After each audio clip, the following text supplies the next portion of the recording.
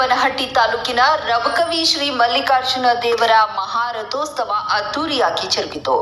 ಬಾಗಲಕೋಟೆ ಜಿಲ್ಲೆ ಹಾಗೂ ಬೆಳಗಾವಿ ಜಿಲ್ಲೆ ಮತ್ತು ಮಹಾರಾಷ್ಟ್ರದಿಂದ ಭಕ್ತಾದಿಗಳು ಬಂದು ಶ್ರೀ ಮಲ್ಲಿಕಾರ್ಜುನನ ರಥೋತ್ಸವ ಕಂಡು ಕಣ್ತುಂಬಿಕೊಂಡರು. ದೂರ ದೂರದ ಊರಿಂದ ವಿವಿಧ ದೇವರ ಪಲ್ಲಕ್ಕಿ ತಂದು ಕೃಷ್ಣಾ ನದಿಗೆ ಹೋಗಿ ಮಡಿ ಸ್ನಾನ ಮಾಡಿ ಶ್ರೀ ಮಲ್ಲಿಕಾರ್ಜುನ ದೇವರ ರಥೋತ್ಸವಕ್ಕೆ ಪಾಲ್ಗೊಳ್ಳುವುದು ತಲತಲಾಂತರದಿಂದ ನಡೆದು ಬಂದ ಪದ್ಧತಿ. ಏನೆಂದರೆ ಮಹಾಲಿಂಗಪುರದ ಶ್ರೀ ಮಹಾಲಿಂಗೇಶ್ವರ ಪಲ್ಲಕ್ಕಿ ಬಂದು ಮಹಾಲಿಂಗೇಶ್ವರ ಮೂರ್ತಿಯನ್ನು ಶ್ರೀ ಮಲ್ಲಿಕಾರ್ಜುನ ಮೂರ್ತಿ ಜೊತೆ ರಥದಲ್ಲಿ ಇಟ್ಟು ರಥೋತ್ಸವ ಜರುಗುವುದು ವಿಶೇಷ.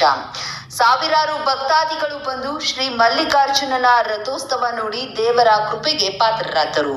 ಇದೇ ಸಂದರ್ಭದಲ್ಲಿ ಯಾರಿಗೂ ಯಾವುದೇ ರೀತಿಯ ಗದ್ದಲ ಗಲಾಟೆ ವಿವಿಧ ರೀತಿಯ ತೊಂದರೆಯಾಗದಂತೆ ಪೊಲೀಸ್ ಸಿಬ್ಬಂದಿಗಳು ಅಚ್ಚುಕಟ್ಟಾಗಿ ಕಾರ್ಯನಿರ್ವಹಿಸಿದರು.